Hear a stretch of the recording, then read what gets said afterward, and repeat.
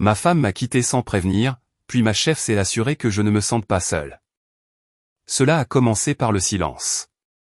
Pas le genre doux, pas le genre paisible qui remplit une maison comme une couverture chaude. Ce silence avait des arêtes. C'était faux d'une manière que je ne pouvais pas situer au début, comme entrer dans une pièce familière et réaliser que quelque chose cloche.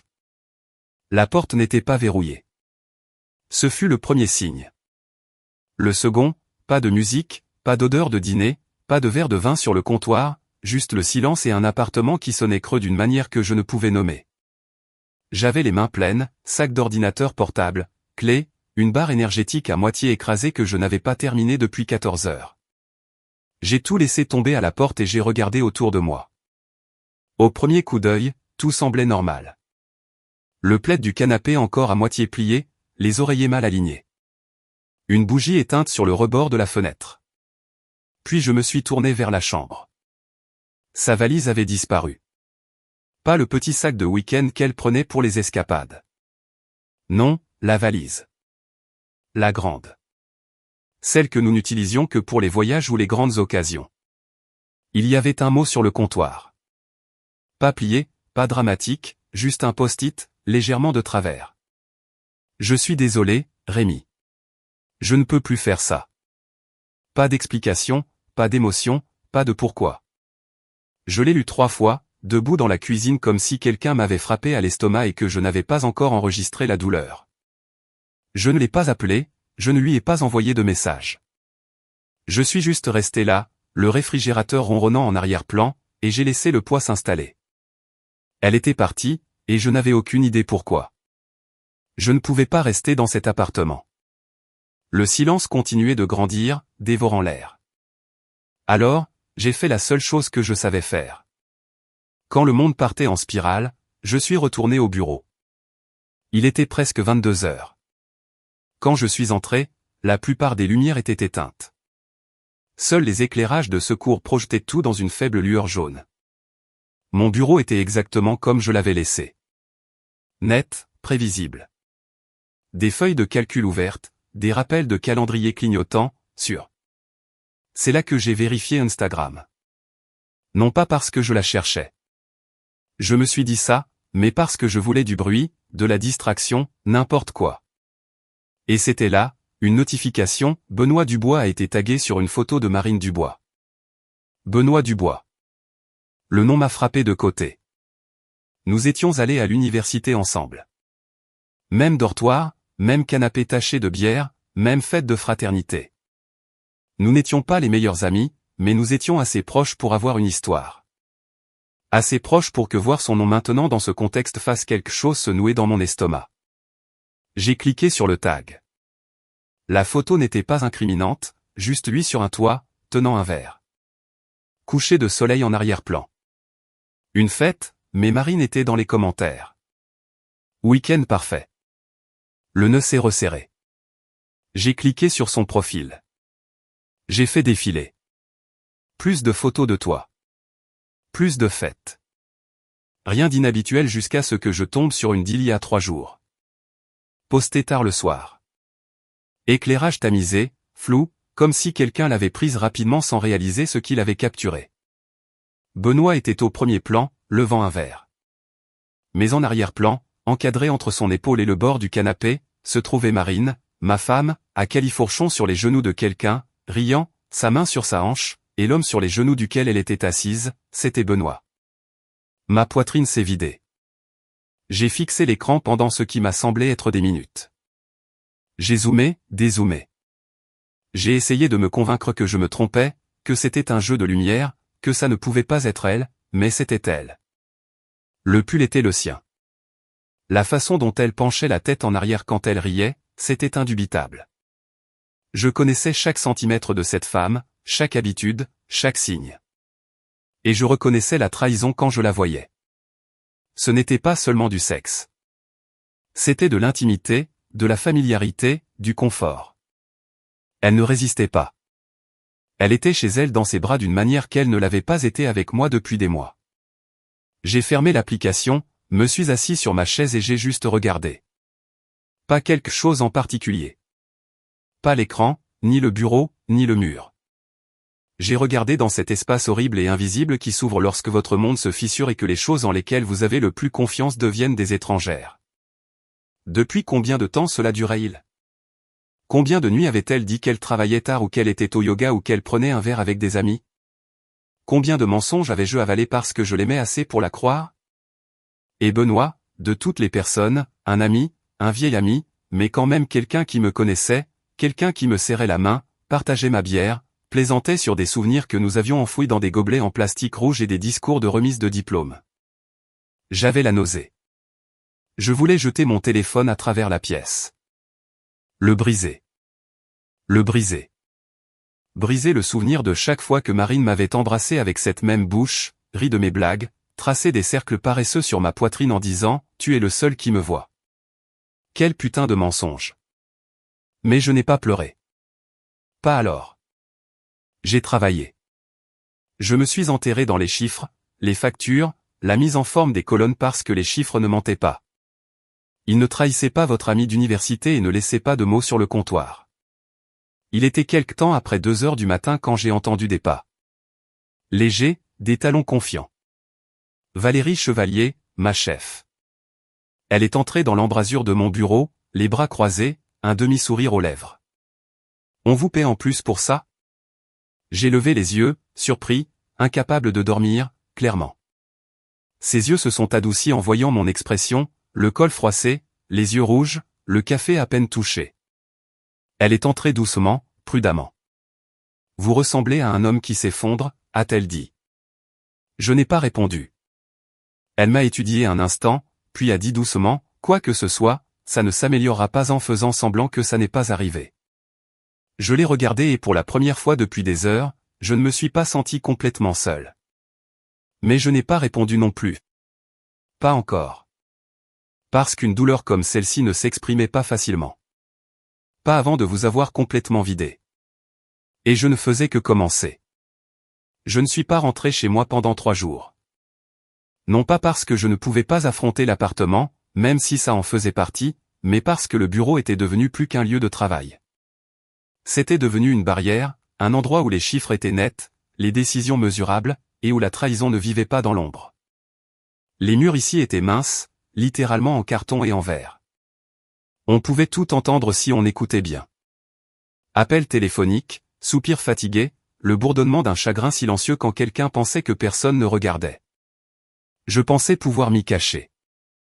Valérie Chevalier ne me l'a pas permis.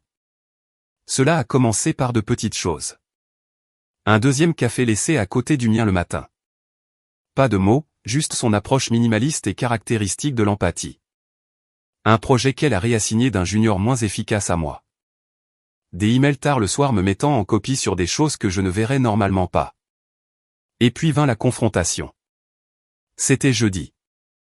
Je n'avais pas prononcé une phrase complète à quiconque en dehors des emails depuis lundi. Mes yeux étaient injectés de sang à force d'écran et de trop peu de sommeil.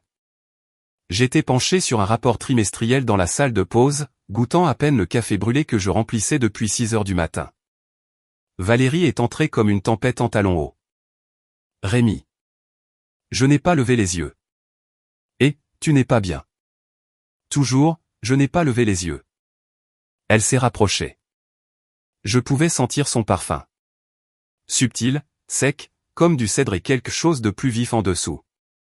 Elle était toujours calme, toujours nette et avec un commandement discret. Mais aujourd'hui, elle n'était pas la vice-présidente de quoi que ce soit. C'était une femme qui voyait quelque chose s'effondrer. J'ai dit, a-t-elle répété, tu n'es pas bien. J'ai levé les yeux. Depuis quand tu te mets à diagnostiquer les gens? Son regard n'a pas bronché. Depuis que tu fais semblant que les murs ne peuvent pas t'entendre te briser. Les mots m'ont frappé plus fort que prévu. J'ai cligné des yeux, j'ai détourné le regard. Ma mâchoire s'est serrée. Tu veux en parler, a-t-elle demandé. Non. Dommage. J'ai ricané. Tu uses de ton grade? Non, a-t-elle dit en s'appuyant contre le comptoir. Je suis un être humain. Et c'est un jour. Le silence entre nous s'est étiré, inconfortable, mais chargé. Et puis, comme une digue qui cède, tout s'est déversé. Elle est partie, ai-je dit, la voix basse. Il y a 3 nuits. Valérie n'a pas réagi extérieurement, elle a juste hoché la tête une fois. J'ai continué. Sans prévenir, sans appel, juste un mot. Et j'ai hésité. Elle me trompait, ai-je dit, avec un ami d'université. Quelque chose a vacillé dans l'expression de Valérie. De la colère, de l'empathie. Elle l'a vite caché. Elle n'a même pas essayé de mentir, ai-je poursuivi. N'a pas essayé de justifier. Elle a juste fait ses bagages et a disparu comme si nous étions un chapitre qu'elle n'avait pas envie de terminer. Valérie a croisé les bras. Tu n'es pas en colère. Je l'ai regardé. Bien sûr que je suis en colère. Non, a-t-elle dit. Tu es humilié. Il y a une différence. J'ai dégluti. Je l'ai vu sur Instagram, ai-je ajouté. L'ami, Benoît. Il l'a tagué. J'ai cliqué, fait défiler. Il y avait une photo d'elle sur ses genoux. Riant comme si je n'avais jamais existé. La mâchoire de Valérie s'est serrée d'une fraction.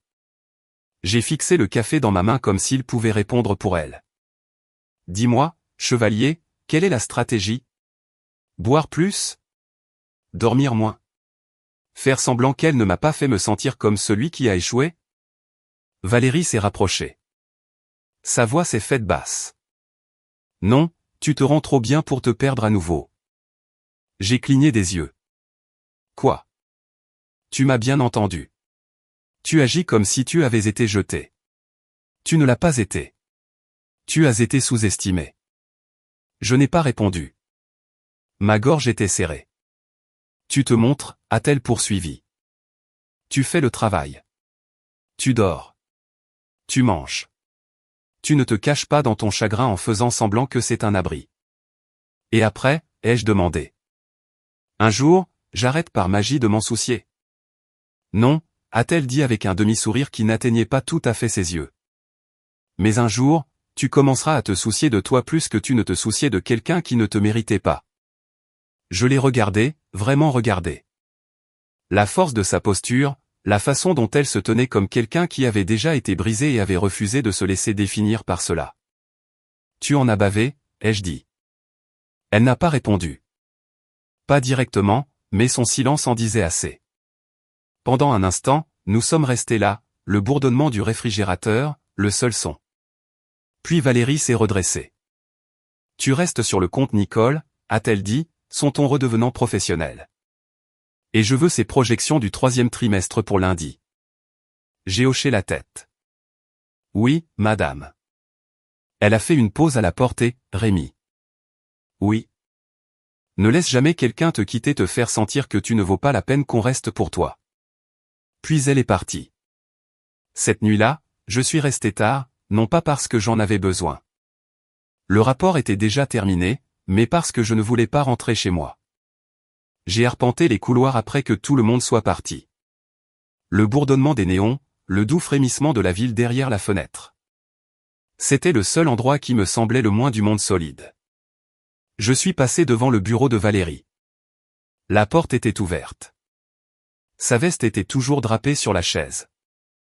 Pendant un instant, je me suis demandé si elle reviendrait.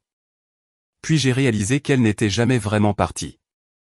Je me suis assis à mon bureau, j'ai ouvert une feuille de calcul vierge et j'ai commencé à travailler. Non pas parce que je devais le faire, mais parce que pour la première fois depuis des jours, je sentais quelque chose d'aigu et de concentré derrière la douleur. Quelque chose qui disait, tu n'as pas fini. La première nuit tardive n'a pas ressemblé à un tournant. Elle a ressemblé à de l'entretien, à de la routine. Après la discussion de Valérie dans la salle de pause, je me suis plongé dans le travail avec une nouvelle précision. Pas de l'obsession, pas de l'évitement, juste du contrôle. Le genre de contrôle que je n'avais pas eu quand Marine est partie ou quand j'ai trouvé cette photo. Je ne pouvais pas réécrire le passé, mais je pouvais sacrément maîtriser ce qui allait suivre. Alors, j'ai travaillé. Je suis resté tard tous les soirs. Et apparemment, Valérie aussi. Au début, j'ai supposé que c'était une coïncidence. Une dévotion partagée à la routine trimestrielle, peut-être. Mais la 3e nuit, je l'ai trouvée encore au bureau à 23h30, les cheveux relevés, le blazer enlevé, les manches retroussées. J'ai commencé à me poser des questions. Elle a levé les yeux quand je suis passé devant sa porte ouverte. Toujours là, a-t-elle demandé. Je pensais avoir le bureau pour moi seul. Sa bouche s'est légèrement tordue. Attention. Ça sonne dangereusement proche de la solitude. Je suis entré dans son embrasure de porte. Et vous? Toujours à faire semblant que les murs ne sont pas en papier. Elle a souri. Touchée. Il y a eu un long silence. Puis elle s'est levée, a attrapé sa tasse sur le bureau et a dit « Viens, c'est toi qui paies le prochain café ». Nous avons marché en silence jusqu'à la petite kitchenette de l'immeuble. Les lumières étaient tamisées pour le mode après les heures de bureau. Le bourdonnement des distributeurs automatiques était le seul son. Elle a versé le sien noir. J'ai ajouté de la crème au mien. Nous nous sommes appuyés contre des comptoirs opposés, la vapeur montant entre nous. « Vous dormez ?» ai-je demandé. Valérie a haussé les épaules. Parfois, la plupart du temps je fais juste une pause. Pause? Entre les guerres, entre l'ascension et la chute, quelle que soit la version de la vie que c'est. J'ai hoché la tête lentement. Ça me dit quelque chose. Elle a jeté un coup d'œil vers moi. Tu ne portes plus ton alliance. J'ai regardé ma main. Tu as remarqué, hein? Je remarque les choses. J'ai bu mon café. Je l'ai enlevé hier. Ça ne me semblait pas juste de la garder. Comme si j'attendais encore quelque chose qui était déjà terminé. Valérie s'est appuyée contre l'évier. Sa posture était détendue, mais son regard aiguisé. La plupart des gens attendent de toute façon, même après que ce soit fini. J'ai croisé son regard. Qu'avez-vous attendu? Elle a souri, pas gentiment. Des excuses qui ne sont jamais venues. Cela m'en a dit plus que tout ce qu'elle aurait pu expliquer. Nous n'en avons pas parlé davantage. Au lieu de cela, nous nous sommes assis à la table de conférence, nos ordinateurs portables ouverts, des rapports éparpillés entre nous. Pour la première fois depuis des semaines, je n'étais pas seul avec mes pensées. Le silence entre nous n'était pas lourd. Il était partagé, mutuel. Il y a eu un instant, juste un éclair, où nos mains se sont effleurées en tendant la main vers le même document. Nous avons tous deux figé. Ses doigts étaient froids, réguliers. J'ai retiré ma main le premier. Elle n'a rien dit, mais je l'ai vue. La respiration rapide, le clignement qui a duré une seconde de trop. Tension inexprimée. Les nuits tardives ont continué. Nous ne les avions pas planifiées. Elles arrivaient tout simplement. Toujours après le départ de tout le monde. Toujours sous des lumières tamisées et avec des cafés à moitié bus. Nous ne flirtions pas. Pas vraiment. Mais quelque chose vivait dans les pauses, dans les regards trop longs, dans la façon dont sa voix baissait quand nous étions seuls. Une nuit, je l'ai surprise debout près de la fenêtre, surplombant la ville. L'horizon s'étendait comme une poésie de verre et d'acier. Elle ne m'a pas entendu entrer. « Qu'est-ce que tu regardes ?» ai-je demandé. Elle ne s'est pas tournée. Tout. Je me suis placé à côté d'elle. « C'est beau » ai-je dit. « C'est calme » a-t-elle corrigé. Elle m'a regardé alors, ses yeux plus sombres que d'habitude dans le reflet de la vitre. Je pensais que le succès comblerait le silence, a-t-elle dit. Il s'avère qu'il lui donne juste une plus belle vue. Je ne savais pas quoi dire, alors je lui ai dit la vérité. Je n'ai pas ri depuis des semaines. Elle m'a regardé, surprise. Je ne parle pas de faux rire, ai-je dit. Pas le genre que les gens font quand ils veulent avoir l'air bien. Je veux dire le genre qui vit dans votre estomac, qui sort quand vous n'essayez pas. Valérie a posé son café. Qu'est-ce qu'il faudrait, a-t-elle demandé pour rire comme ça. Elle a hoché la tête. J'ai regardé par la fenêtre. Quelqu'un de vrai, ai-je dit. Quelqu'un qui n'essaie pas de réparer, qui s'assied juste avec moi dans le désordre. Elle est restée silencieuse longtemps. Puis elle a dit, tu n'es pas aussi seul que tu le penses. Je me suis tourné pour lui faire face et, pendant un souffle, nous étions proches. Trop proches, sans se toucher, sans parler, mais quelque chose passait entre nous. Quelque chose qui s'était accumulé pendant des jours, des semaines, sous les rapports et les plans de projet et les sourires gardés. Ses yeux sont tombés sur ma bouche. Et puis, tout aussi rapidement, elle s'est éloignée. Finissons le comte Jackson, a-t-elle dit, sa voix redevenue neutre. Juste comme ça, le moment s'est brisé, mais il est resté avec moi toute la nuit. Après son départ, je suis resté dans le bureau vide, fixant l'endroit où elle venait d'être. Cela aurait été si facile, si stupidement facile de franchir la ligne, mais elle ne l'a pas fait. Et peut-être que ça m'a fait la désirer davantage parce que la retenue est une forme d'intimité en soi. Et avec Valérie, tout était gagné, pas pris. Je suis rentré chez moi cette nuit-là et je me suis couché, entièrement habillé, fixant le plafond. Je ne pensais pas à Marine. Je pensais à une femme en blouse marine qui regardait l'horizon et voyait quelque chose qui valait la peine de briser son silence. Et peut-être, juste peut-être, elle me voyait. Le courant a été coupé à 21h17. Ce n'était pas dramatique, pas d'étincelle, pas d'alarme, juste un silence soudain, le système de climatisation s'arrêtant en soupirant, les néons s'éteignant à l'unisson, et le son lointain de quelqu'un dans un autre service jurant avant que leur Spotify ne se coupe. J'étais à mon bureau, finalisant les modifications de la proposition pour l'entreprise du bois. Valérie était dans son bureau. Nous étions tous les deux là, bien sûr, comme toujours. « Chevalier, ai-je appelé, tu respires encore » a-t-elle répondu depuis le couloir. Je me suis levé, j'ai étiré la raideur de mon dos et j'ai marché vers la lueur de son bureau. L'éclairage de secours s'était mis en marche. De faibles bandes lumineuses le long du sol et de faibles lampes de secours près des escaliers. Cela peignait les murs et les longues ombres, vacillant légèrement, comme si le bâtiment lui-même retenait son souffle. Valérie est sortie de son bureau tenant une lampe de poche, le genre élégant qui coûtait probablement trop cher, et en noir mat. Bien sûr, elle en avait une.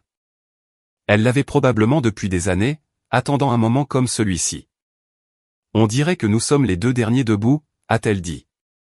Elle m'a tendu une deuxième lampe de poche. Je n'avais pas remarqué qu'elle en avait deux. Toujours préparée. Le silence était plus profond maintenant. Pas de doux bourdonnement des moniteurs, pas de ronronnement des ventilateurs, juste nos pas résonnant dans le calme. J'ai vérifié le réseau de l'immeuble une fois, a-t-elle dit alors que nous nous dirigions vers la salle de conférence. Apparemment, les lumières de secours dureront environ 3 heures. Largement le temps de boucler les projections, ai-je plaisanté, essayant de rester léger. Elle m'a lancé un regard. Largement le temps de se reposer pour une fois. Nous sommes entrés dans la salle de conférence. Les lumières de la ville à l'extérieur nous atteignaient à peine à travers la vitre et la pièce semblait comme un cocon, isolé du bruit du monde. Elle s'est assise au bout de la longue table. Je me suis assis en face d'elle. Pas d'ordinateur portable, pas de papier, juste nous. Pendant un moment, nous n'avons pas parlé. Puis Valérie a dit doucement, « J'adorais les pannes de courant. » J'ai levé un sourcil. Quand j'étais enfant, a-t-elle expliqué. C'était la seule fois où tout s'arrêtait. Pas d'appel, pas de distraction, juste des bougies, des couvertures et le calme. J'ai hoché la tête lentement. Vous étiez une enfant bizarre. Elle a souri. Je le suis toujours. Je me suis penché en arrière sur la chaise.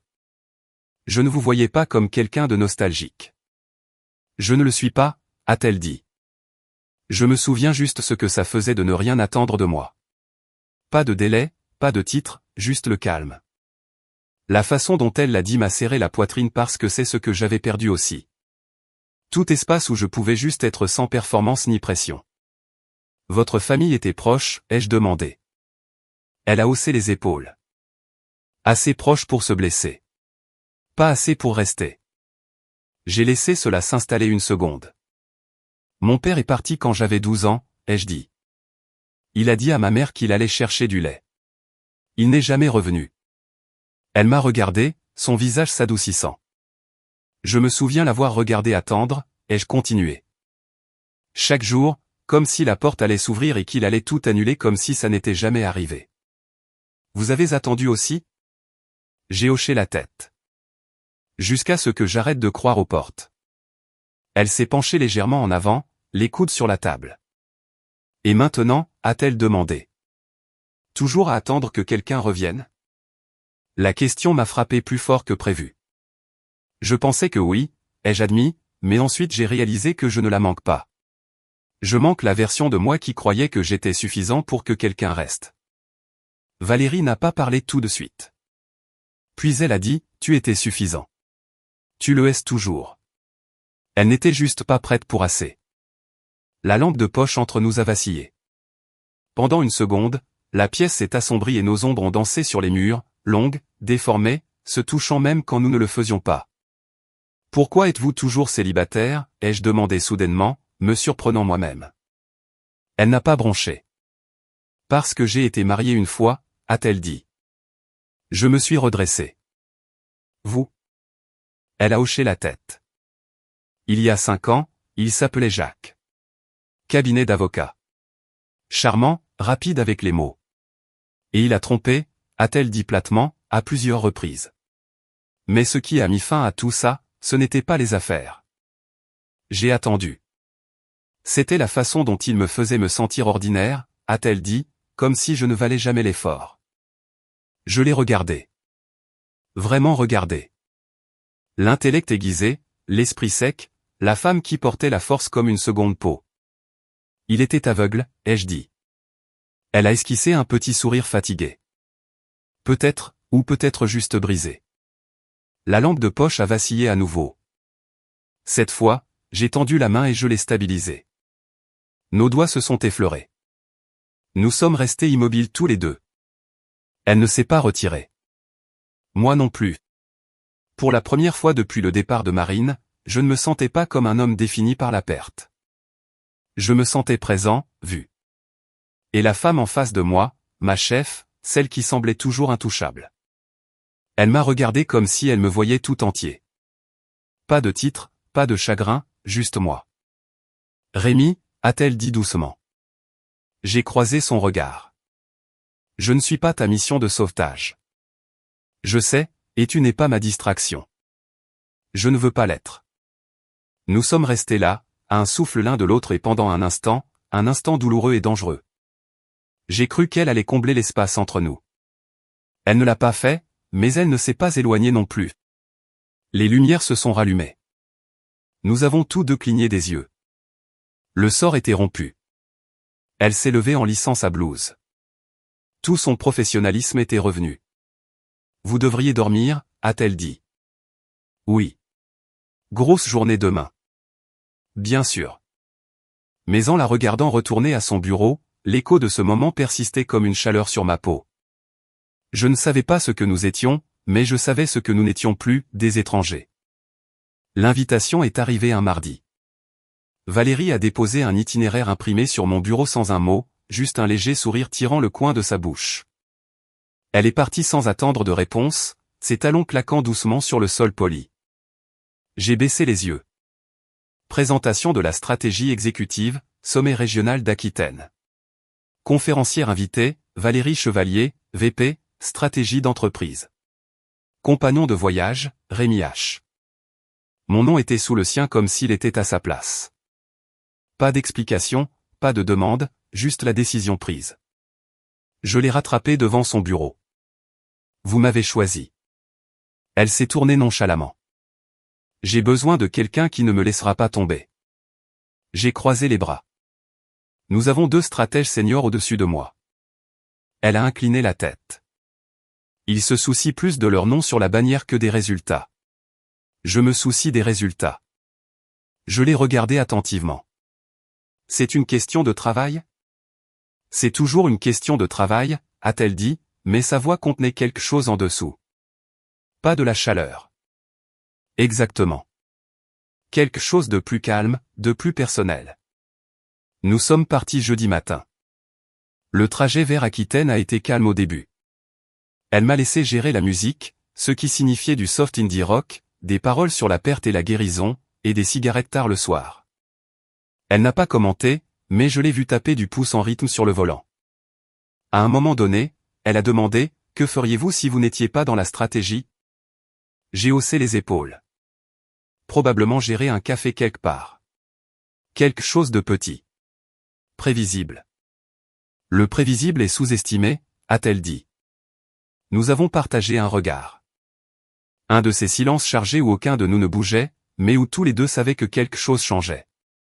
La présentation s'est déroulée sans accroc. Elle était impeccable au podium, précise, confiante, magnétique. Je me tenais juste en coulisses, observant la façon dont la salle s'inclinait vers elle, et j'ai réalisé quelque chose. Je ne l'admirais plus seulement. Je la désirais, non pas de la manière fugace et commode dont on désire quelqu'un quand on est seul. Je la désirais de la manière compliquée, désordonnée, risquant tout, ce qui me terrifiait. Le dîner ce soir-là eut lieu dans un restaurant tranquille près de l'hôtel. Nappe blanche, lumière tamisée, vin versé dans de longs verres avec une élégance maîtrisée. Nous avons commandé trop de nourriture et l'avons à peine touchée. Je venais ici avec Jacques, a-t-elle dit, passant un doigt le long du bord de son verre. Je n'ai pas tressailli au nom cette fois. Avant que les choses ne dégénèrent, a-t-elle hoché la tête. Il parlait de promotion, de plan, de gravir les échelons. Je pensais que cela signifiait qu'il était ambitieux. Il s'avère que cela signifiait juste que je ne serais jamais plus qu'une seconde. Je n'ai rien dit, la laissant parler dans le silence. Après son départ, je suis revenu ici seul une fois, a-t-elle ajouté. Je me suis assise au bar. Je n'ai rien commandé. Je suis juste restée assise, cherchant une conclusion. Non, a-t-elle dit, me regardant, cherchant une version de moi qui n'était pas définie par lui. Et l'avez-vous trouvée? Elle m'a regardé alors. Vraiment regardé. Je pense que je la trouve encore. L'air entre nous s'épaissit. Le silence n'était plus gênant, mais attendu. Son pied a effleuré le mien sous la table. Aucun de nous ne l'a éloigné. Dehors, une tempête avait commencé. La pluie frappait la fenêtre en rythmes irréguliers. Le genre qui vous donnait envie de dire des choses que vous aviez retenues trop longtemps. Je ne pense pas que nous soyons juste des collègues énimores, ai-je dit finalement. Elle n'a pas eu l'air surprise. Elle ne l'a pas nié non plus. Je ne pense pas non plus. C'était tout. Pas un aveu, pas une confession, juste la vérité. Lorsque nous sommes rentrés à l'hôtel, le hall était à moitié plein. Des voyageurs bloqués par l'averse. Des couples riant sous des parapluies dégoulinants. Un homme d'affaires tapant furieusement sur son téléphone tandis que le tonnerre grondait au loin. Valérie a jeté un coup d'œil vers l'ascenseur. Puis vers moi. Le courant vacille, a-t-elle dit. Nous pourrions être ici un moment. Nous avons trouvé une paire de fauteuils dans le coin, face à une cheminée à gaz que quelqu'un avait mis en marche par chance. La tempête dehors rendait la pièce plus petite, intime. Elle a retiré ses talons, repliant ses jambes sous elle. Ses cheveux avaient légèrement frisotté à cause de la pluie et cela la rendait réelle. Pas polie, pas parfaite. Humaine. L'aimais-tu, a-t-elle demandé. La question est venue doucement. Marine? Elle a hoché la tête. J'ai fixé le feu un instant. Oui, je l'ai aimée pendant longtemps. Et maintenant, je pense que j'aime le souvenir d'elle plus que la personne qu'elle est devenue. Valérie s'est penchée en arrière, les bras croisés, mais pas de manière défensive. Elle avait l'air confortable, installée. J'ai cessé de croire au fin clair il y a longtemps, a-t-elle dit. Moi aussi. Un autre silence. Puis elle a tendu la main et a posé sa main sur la mienne. Simple, pas de drame, pas de grand geste, juste ses doigts sur les miens. Chaud, stable, indéniable. Je ne sais pas où ça va, a-t-elle dit, sans me regarder. Moi non plus. Le tonnerre a craqué dehors, et aucun de nous ne s'est éloigné. Il était presque minuit lorsque la tempête s'est finalement calmée. Nous nous sommes levés à contre-cœur, aucun de nous n'étant tout à fait prêt à retourner dans nos chambres séparées. Je suppose que c'est le moment où nous nous disons bonne nuit, ai-je dit. Valérie a esquissé un doux sourire. À moins que non. L'air entre nous contenait tout ce que nous n'avions pas dit depuis des semaines. Mais alors, lentement, elle s'est reculée. Pas ce soir, a-t-elle dit. Pas encore, ai-je hoché la tête. Je vous vois demain matin, a-t-elle ajouté. Oui. Et puis elle est partie, laissant derrière elle le fantôme de son toucher et le poids d'un choix que nous n'avions pas encore fait. Nous n'avons pas parlé de la main, celle qu'elle a posée sur la mienne pendant la tempête, celle qui est restée trop longtemps, les doigts doucement repliés autour de la possibilité. De retour au bureau, tout est revenu à la normale en surface. Elle m'a croisé dans le couloir avec son aplomb habituel. J'ai hoché la tête comme si rien n'avait changé. Nous avons discuté de chiffres, de prévisions pour le 3e trimestre, de répartition de revenus, comme si nous ne nous étions pas assis l'un en face de l'autre dans un hall d'hôtel, laissant une tempête faire toute la conversation. Mais l'air avait changé. C'était partout. Dans la façon dont nous nous mouvions l'un autour de l'autre, dans les silences qui autrefois semblaient professionnels mais qui maintenant bourdonnaient de quelque chose d'autre. J'étais à mon bureau et je la sentais me regarder. Je levais les yeux et elle s'était déjà détournée. Ou j'entrais dans une réunion et elle s'interrompait en plein milieu d'une phrase, juste brièvement avant de continuer comme si rien ne lui avait coupé le souffle. Ce genre de tension ne s'estompe pas. Il grandit. Il se nourrit de la retenue. C'était de nouveau jeudi, un jour propice aux mauvaises idées. Nous sommes restés tard pour préparer la réunion du conseil d'administration. La majeure partie du bâtiment était vide. Notre service était calme, seul le bruit occasionnel d'un agent d'entretien résonnait dans le couloir. Valérie et moi étions assis côte à côte à la table de la salle de conférence principale, la même où, il n'y a pas si longtemps, nous étions assis dans le noir pendant la panne de courant. Ce soir, les lumières étaient allumées, trop vives, presque cliniques, mais même cela ne pouvait pas blanchir l'électricité entre nous. Elle était proche, assez proche pour que je puisse sentir son parfum, pas lourd, mais chaud, avec une netteté qui me prenait à la gorge. Nous étions en train de revoir une diapositive de projection financière quand elle s'est penchée par-dessus mon épaule, montrant une note que j'avais laissée. « Vous avez oublié d'ajuster la marge après le nouveau devis fournisseur », a-t-elle dit. Je me suis légèrement tourné et tout à coup, elle était à quelques centimètres de mon visage. Sa voix était basse, concentrée, son souffle chaud contre ma joue, et juste comme ça, la pièce a rétréci autour de nous. Mon cœur s'est emballé, ma bouche était sèche. Je pouvais sentir la chaleur de sa peau près de la mienne. Et ce n'est pas le moment qui m'a surpris. C'était le désir de ne pas m'en éloigner. Elle a figé. J'ai figé. Sa main était toujours sur la table à côté de la mienne. Et quand ses yeux ont jeté un coup d'œil à mes lèvres, juste une seconde, quelque chose en moi a craqué. Je l'ai embrassée. Ce n'était pas prévu. Ce n'était pas propre. Ses lèvres ont rencontré les miennes dans une collision qui s'était préparée pendant des mois. Nous nous sommes dirigés l'un vers l'autre avec cette urgence à bout de souffle née de tout ce que nous n'avions pas dit. Sa main est venue sur ma poitrine. La mienne a cradelé l'arrière de sa nuque. Le goût de son café, l'adrénaline, le contrôle des faits, était électrique. Elle m'a embrassé en retour. Mon Dieu, elle m'a embrassé en retour. Et pendant un instant, pendant un moment aveuglant et insensé, j'ai lâché Marine, la douleur, le doute. J'ai juste laissé mes sensations me guider, mais elle s'est retirée la première, rapidement, comme un fusible qui aurait sauté en elle. Elle s'est levée, se détournant de moi, sa main tremblant légèrement. Je suis resté assis, la respiration courte. Valérie. Elle a levé une main. Ne dis rien. Sa voix n'était pas en colère. Elle était tendue, contrôlée, comme si elle se recousait en pleine chute. Ça n'aurait pas dû arriver, a-t-elle dit. Je me suis levé. Nous tournions autour du pot depuis des semaines. Elle s'est tournée vers moi et il y avait du feu derrière ses yeux. Pas de la rage, mais un conflit. Ça ne veut pas dire que ça aurait dû arriver maintenant. Je me suis rapproché. Alors quand?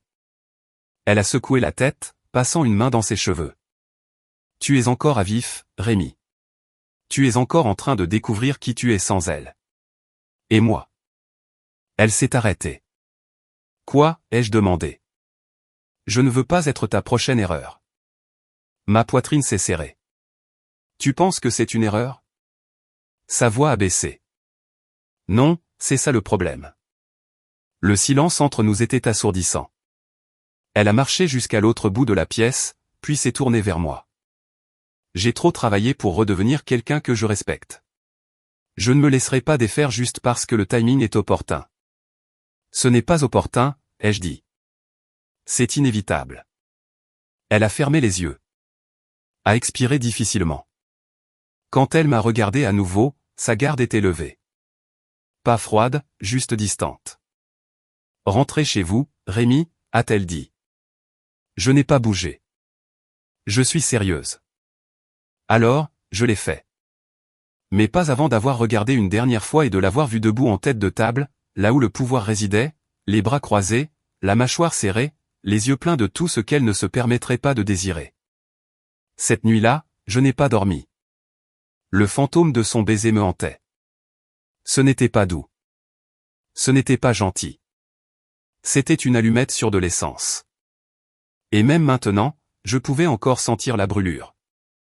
Je la voulais. Mais plus que ça, je la respectais, ce qui rendait le fait de partir la chose la plus difficile que j'ai faite depuis que j'ai vu Marine faire sa valise. Parce que ce n'était plus une question de perte. C'était une question du danger de vouloir plus et de se demander si elle le voudrait aussi. Le problème avec les secrets, c'est qu'ils résonnent. Ils ne restent pas cachés. Pas vraiment. Ils s'installent dans les murs, dans les couloirs, dans les regards échangés entre les personnes qui parlent plus avec leur silence qu'avec leur bouche. Ils s'infiltrent à travers les fenêtres de bureaux en verre et les murs de cabines minces comme du papier. Notre baiser n'est pas resté dans cette salle de conférence. Il nous a suivis. Valérie m'a évité pendant 3 jours. Les réunions étaient efficaces. Les emails étaient secs. Elle a signé les tâches via Slack. Même si nous étions à 2 étages de distance, je me suis dit que c'était temporaire, qu'elle avait besoin d'espace, de temps, de contrôle, mais chaque fois que je passais devant sa porte et que je la voyais fermée, une partie de moi se fermait aussi. Et les murmures ont commencé. Ils n'étaient pas forts au début, juste de courtes pauses quand j'entrais dans la salle de pause. Les collègues qui plaisantaient avec moi gardaient maintenant un ton un peu trop professionnel. Un matin, je suis passé devant 2 jeunes analystes qui se sont tus en pleine conversation. Le genre de silence qui ne veut pas dire « nous parlions de toi », mais « nous parlions d'elle et de toi ». Ils avaient remarqué. Bien sûr, ils l'avaient fait. Nous travaillions tard le soir depuis des semaines, disparaissant dans des réunions à huis clos, échangeant des regards tacites à travers la table du conseil d'administration.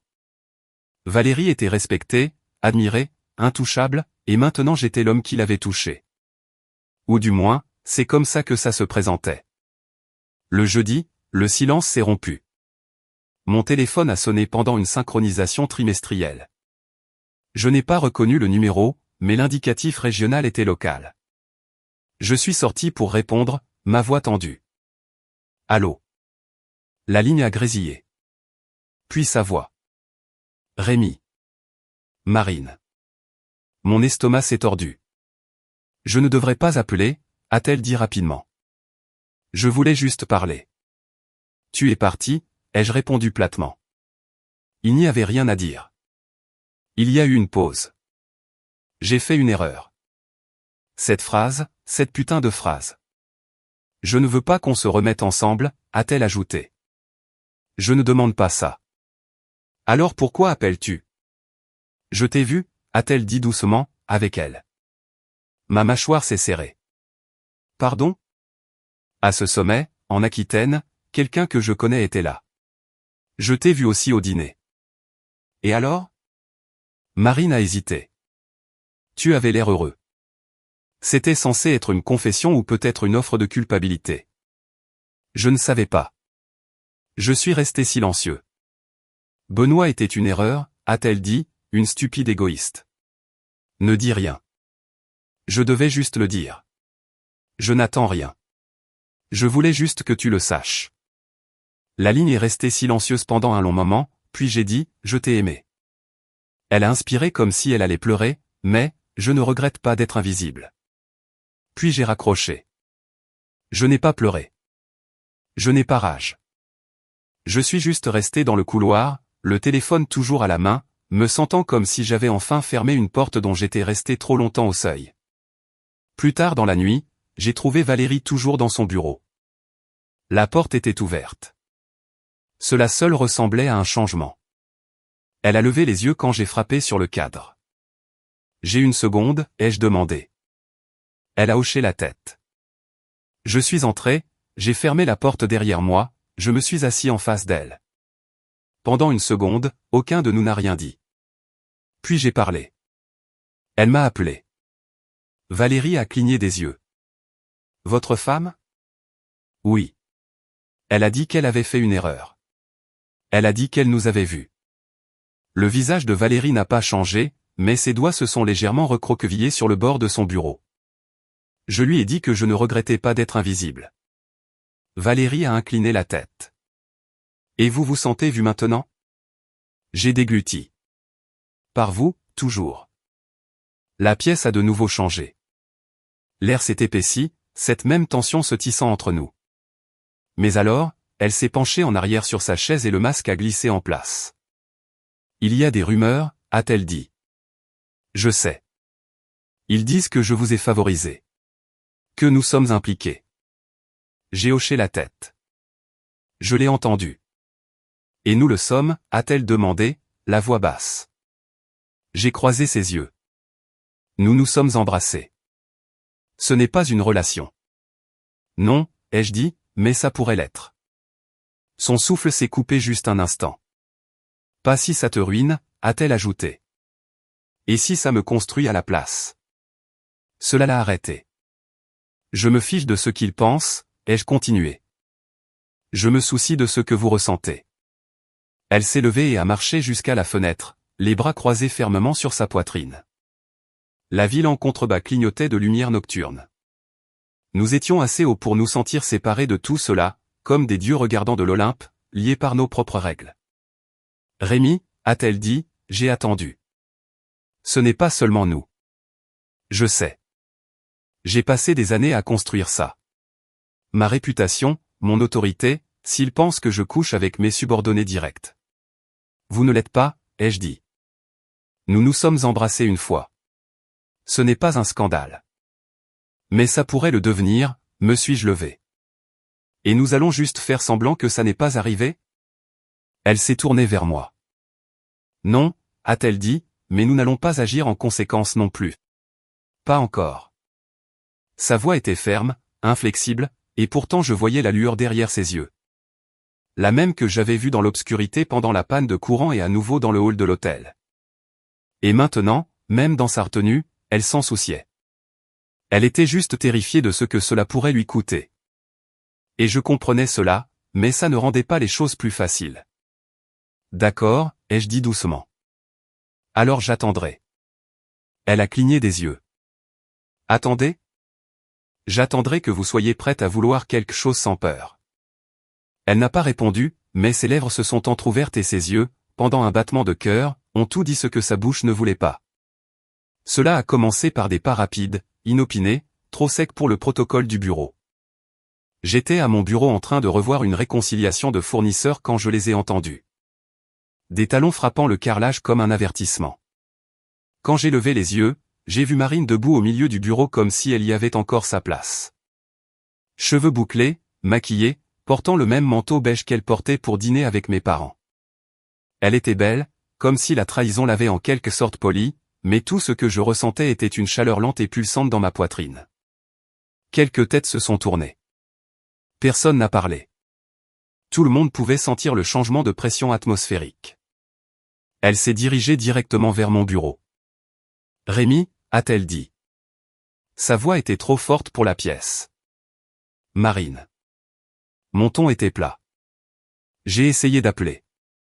Tu l'as fait, et tu n'as pas répondu. Non. Plus Dieu sur nous maintenant. Elle a croisé les bras, déplaçant son poids. Je suis venu ici pour parler au travail. Je ne savais pas comment te joindre autrement. Tu aurais pu ne pas me tromper. Ça aurait été un bon début. Quelques soupirs de surprise. Une imprimante a bipé en arrière-plan. Elle s'est rapprochée, baissant la voix. On peut parler en privé. Non. Ses yeux se sont écarquillés. Tu es cruelle. Non, ai-je dit en me levant. Tu es délirante. Elle a tressailli. J'ai fait une erreur. Tu as fait un choix. Chaque fois que tu as répondu à ces messages, chaque fois que tu t'es faufilé la nuit avec cette putain d'excuse de soirée entre filles. Et maintenant quoi? Tu veux une conclusion? La pièce était silencieuse. On aurait pu entendre une épingle tomber. Puis, Rémi, la voix de Valérie, calme, contrôlée, mais elle a traversé la tension comme du verre. Elle est sortie de son bureau, traversant le sol avec cet aplomb qui m'avait toujours déconcerté de la meilleure façon. Venez avec moi. J'ai hésité. Maintenant, a-t-elle ajouté. Je l'ai suivie, la porte de son bureau se refermant d'un clic ferme derrière nous. Vous voulez expliquer ce que c'était, a-t-elle demandé, les bras croisés. Elle est venue ici sans y être invitée. Et vous avez choisi de l'humilier devant toute l'équipe? J'ai passé une main dans mes cheveux. Qu'est-ce que vous attendiez que je fasse? L'embrasser? Je m'attendais à ce que vous fassiez preuve de retenue. Elle ne l'a pas fait. Valérie a expiré, sèche et frustrée. Vous valez mieux que ça. Je me suis avancé, en colère maintenant. Pourquoi continuez-vous à dire ça? Comme si j'étais un paquet de chaos brut que vous essayez de modeler. Parce que vous agissez comme un homme qui s'effondre. Je l'ai regardée et elle m'a regardé en retour. C'est ce que vous pensez de moi, ai-je demandé, que je suis brisé. Non, a-t-elle dit. Je pense que vous saignez et que vous essayez de faire semblant que ce n'est que de la sueur. J'ai dégluti. Et vous, ai-je demandé. Vous êtes tout aussi effrayé. Vous ne me toucherez pas. Vous ne me parlerez pas à moins que ce ne soit à huis clos. Vous agissez comme si vous n'aviez pas ressenti ce que j'ai ressenti cette nuit-là. Son visage n'a pas changé, mais ses yeux l'ont fait. Vous voulez la vérité, a-t-elle dit. D'accord, je l'ai ressenti. Je n'ai pas arrêté d'y penser. Mais ça, elle a fait un geste entre nous. C'est dangereux. J'ai fait un pas de plus. Alors quoi? On passe le reste de nos vies à se cacher des choses qui pourraient blesser? Nous travaillons ensemble, Rémi. Nous ressentons ensemble. Son souffle s'est coupé. Silence. Puis elle a dit, vous n'avez pas le droit de réécrire les règles juste parce que vous êtes seul, et vous n'avez pas le droit de vous punir éternellement juste parce que quelqu'un vous a fait croire que l'amour est une faiblesse. Cela a fait mouche, sa bouche s'est ouverte, s'est refermée. Elle s'est détournée, a marché jusqu'à la fenêtre. Je l'ai suivie. Elle a regardé l'horizon, son armure se fissurant légèrement. J'ai tout construit ce que j'ai sur le fait de n'avoir besoin de personne, a-t-elle chuchoté. Je ne sais pas comment désirer quelque chose sans me demander ce que cela coûtera. J'ai tendu la main, j'ai pris la sienne. Je ne vous demande pas de tomber, ai-je dit. Je vous demande d'arrêter de faire semblant que le précipice n'existe pas. Elle m'a regardé alors, et avant qu'elle ne puisse se convaincre du contraire. Avant que l'un de nous ne puisse rationaliser ce qui allait se passer, elle m'a embrassé fort. Ce n'était pas délicat. Ce n'était pas hésitant. C'était du besoin. Des mois de silence, de retenue et de frustration qui s'entrechoquaient tout d'un coup. J'ai passé mes bras autour d'elle, la tirant contre moi, son corps doux et tendu et enfin réel dans mes mains. Elle embrassait comme quelqu'un qui avait oublié comment et se souvenait tout d'un coup. Urgente, contrôlée, un murmure de désespoir entre des mâchoires serrées. Ses mains ont agrippé le devant de ma chemise, me tirant plus près. Je l'ai pressée contre le mur, mes lèvres traçant son cou, son souffle se coupant, ses yeux se fermant. Mais alors elle m'a repoussé, essoufflé. On ne peut pas, a-t-elle dit. J'ai figé. Sa poitrine se soulevait et s'abaissait. Je veux, a-t-elle dit. Mon Dieu, je veux, mais pas ici. Pas comme ça. J'ai hoché la tête, reculant. Son rouge à lèvres était étalé. Ses yeux vitreux. Et pour une fois, elle n'a rien arrangé. Au lieu de cela, elle a dit, je n'ai pas peur de toi, Rémi. J'ai peur de ce que tu me fais ressentir. J'ai souri, à peine. Alors peut-être que nous sommes tous les deux exactement là où nous devons être. Elle m'a regardé longtemps, puis a chuchoté, pars d'ici avant que je ne change d'avis. Je suis parti, mais le fantôme de son baiser est resté avec moi pendant des heures. Non pas comme une question, mais comme une promesse. Ce n'était plus une question de perte. C'était une question du danger de vouloir plus et de se demander si elle le voudrait aussi. C'était un mardi quand tout s'est effondré. Le genre de mardi qui commence comme n'importe quel autre. Un café un peu trop amer. Des emails qui s'accumulent.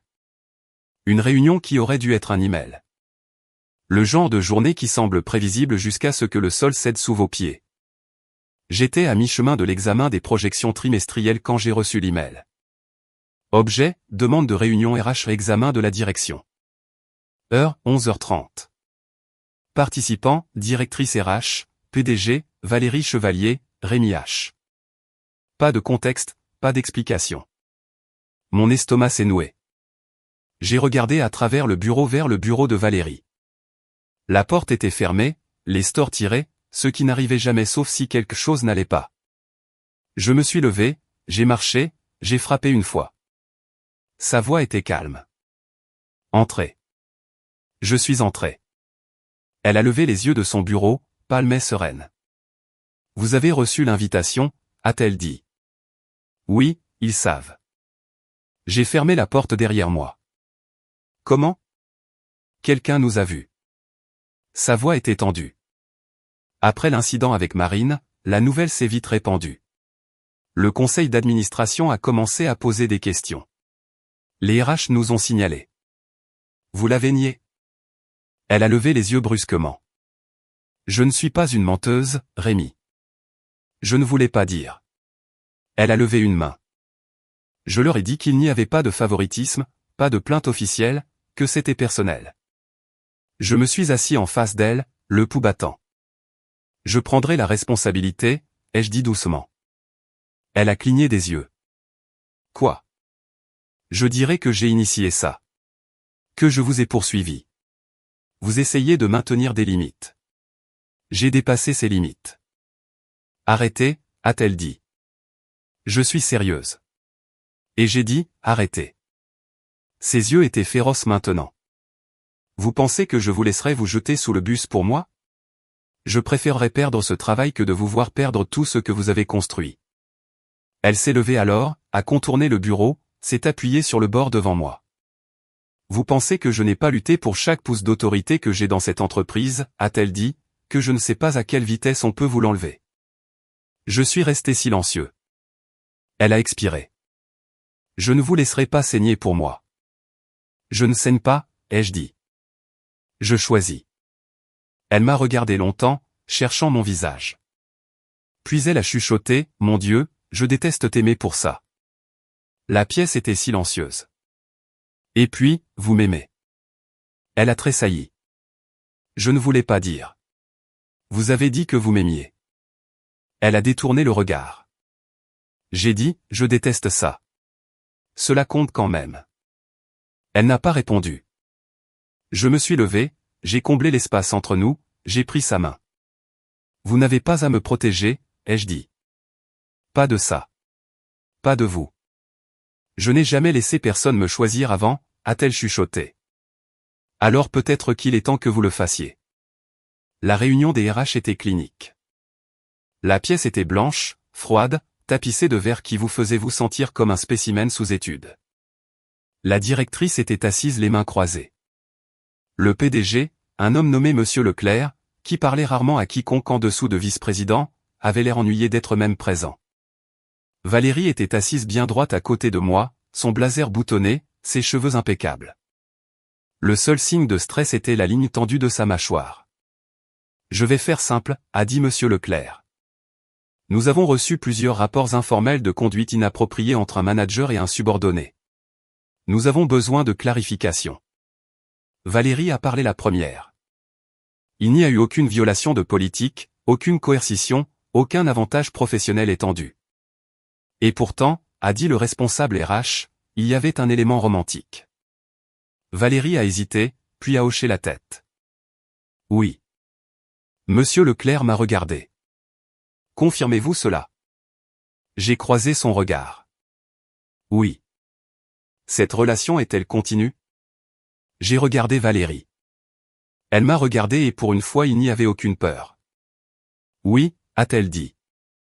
Monsieur Leclerc s'est penché en arrière. Vous comprenez les implications? Oui, avons-nous dit tous les deux. Il a tapoté son stylo sur la table.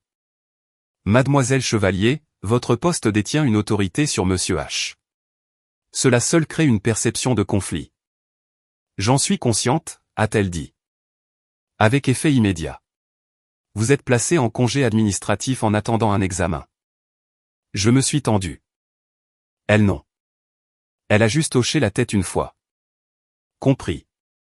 Le représentant RH s'est tourné vers moi. Monsieur H, votre dossier est vierge, mais par courtoisie, nous suggérons de vous transférer volontairement à une autre division pendant ce processus. Je préférerais démissionner, ai-je dit. Valérie s'est retournée brusquement. Non. Monsieur Leclerc a haussé un sourcil. Je ne la laisserai pas prendre ça seule, ai-je ajouté. La voix de Valérie était tendue. Vous ne démissionnez pas. Oui, je le fais, Rémi. Assez. La voix de Monsieur Leclerc a tranché la pièce comme une lame. Vous deux, vous marchez sur une ligne très mince. Décidez ce qui compte le plus. Cette entreprise ou l'un l'autre. Silence. Et puis Valérie m'a regardé. Pas son visage de chef, pas son masque professionnel. Juste elle. Et elle a dit, tu n'es pas mon erreur, Rémi. Tu es mon choix. C'était tout. La réunion s'est terminée. Pas de porte claquée, pas de feu d'artifice, juste deux personnes debout au bord de quelque chose qui pouvait tout brûler ou les libérer. Nous avons passé la nuit ensemble. Non pas dans un hôtel, non pas au travail, mais dans son appartement. Il était petit, propre, froid, presque stérile, comme si elle ne s'était jamais permis d'y vivre. J'ai enlevé mes chaussures et posé ma veste sur le canapé. Elle a versé du vin. Nous nous sommes assis en silence aux extrémités opposées de la pièce pendant longtemps. Puis elle a dit, si ça finit mal, je perdrai plus qu'un titre. Je sais. Je pourrais me perdre. J'ai traversé la pièce, je me suis assis à côté d'elle. Tu ne le feras pas, ai-je dit. Pas cette fois. Elle a posé sa tête sur mon épaule. Tu es têtu, a-t-elle chuchoté. Toi aussi. Elle a ri. Juste une fois. Et c'est ainsi que la nuit s'est passée. Non pas dans le sexe, non pas dans la chaleur, mais dans la présence. Nous étions silencieux, et pour une fois, aucun de nous ne faisait semblant. Le bureau ressemblait à un souvenir. Je suis venu le lendemain matin pour vider mon bureau. Personne n'a rien dit, mais les regards me suivaient. Subtils, détournés dès que je regardais. Tout le monde savait, les murs savaient. Le silence aussi. Valérie n'était pas là. Son bureau restait sombre. Porte fermée. Store tiré comme un rideau sur la vie qu'elle avait construite. J'ai rangé mes affaires rapidement. Quelques cahiers, une photo de mon neveu, le presse-papier en verre de la retraite de l'année dernière. Le bureau semblait plus petit sans tout ça. La directrice RH m'avait dit que je n'avais pas besoin de venir, que ma démission serait traitée de toute façon. Mais je devais dire au revoir, non pas au travail, mais à elle. Elle m'a rencontré plus tard ce soir-là au bâtiment, de toutes les choses. J'étais resté derrière dans le bureau vide, assis dans le noir comme si cela pouvait me donner de la clarté. Le coucher de soleil peignait tout en or, de longues traînées d'orange et de cendres glissant sur les murs de verre. La porte s'est ouverte doucement. Valérie est entrée, vêtue d'un jean, d'un pull noir. Pas de talons, pas de maquillage, juste elle. Je pensais que tu serais parti, a-t-elle dit. Je me suis levé. Je voulais te voir. Elle a marché lentement vers moi, les mains dans les poches. Ils m'ont offert un poste de consultante, a-t-elle dit. Externe, horaire flexible, pas de subordonné direct, et je l'ai accepté. Serez-vous basé ici? Elle a levé les yeux vers moi. Ça dépend de toi. Je me suis rapproché, assez pour sentir la chaleur de sa peau. Assez proche pour me souvenir du goût de chaque baiser qui avait tout changé. Je pensais que je ressentirais du regret, ai-je dit, en quittant cet endroit.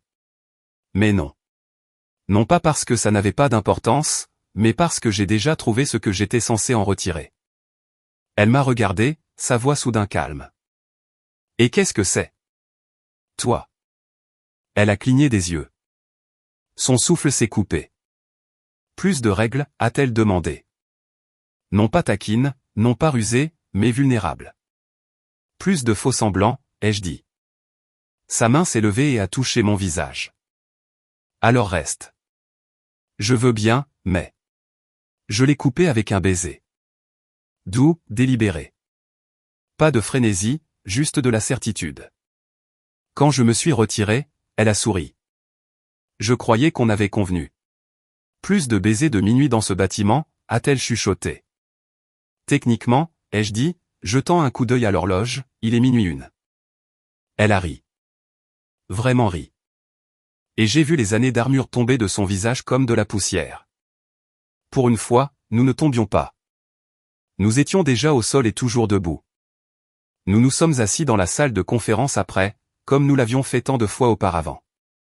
2 tasses de mauvais café, les pieds sur la table, les vestes drapées sur le dossier de nos chaises. Pas de délai, pas de tableau, juste 2 personnes respirant le même air, enfin libérées. Je repense à cette nuit-là, a-t-elle dit. Laquelle? La panne de courant. J'ai souri. Vous voulez dire celle où vous m'avez parlé du gars qui vous a brisé? Je suis rentré chez moi. Et puis je vous ai regardé comme si je ne vous voyais plus comme mon chef. Elle a bu son café. Vous ne l'avez jamais vraiment fait, n'est-ce pas? Non, ai-je dit. Je vous ai vu comme la femme qui m'a appris à ressentir à nouveau. Qui ne m'a pas réparé. Qui s'est juste assise avec moi pendant que je comprenais. Sa voix était douce. Et vous? J'ai arrêté d'attendre la permission de vouloir quelque chose de réel. Elle a posé sa tête sur mon épaule. Ce lieu va-t-il vous manquer, a-t-elle demandé. Non, ai-je dit, mais je m'en souviendrai. Pourquoi? Pour avoir été l'endroit où je me suis brisé et où j'ai recommencé. Dehors, les lumières de la ville scintillaient comme des possibilités. À l'intérieur, nous étions assis à l'endroit où tout avait commencé, non pas comme des personnes brisées qui survivent, mais comme des personnes entières qui choisissent. En quittant le bâtiment, j'ai jeté un dernier coup d'œil. Valérie se tenait à côté de moi, les mains dans les poches de son manteau, son souffle visible dans le froid. Vous n'avez plus besoin de rester tard, a-t-elle dit. Je l'ai regardée et j'ai dit, seulement si vous n'êtes pas là. Elle a souri. Nous avons marché dans la nuit, sans peur du passé, sans nous précipiter vers l'avenir, mais enfin bien avec le présent.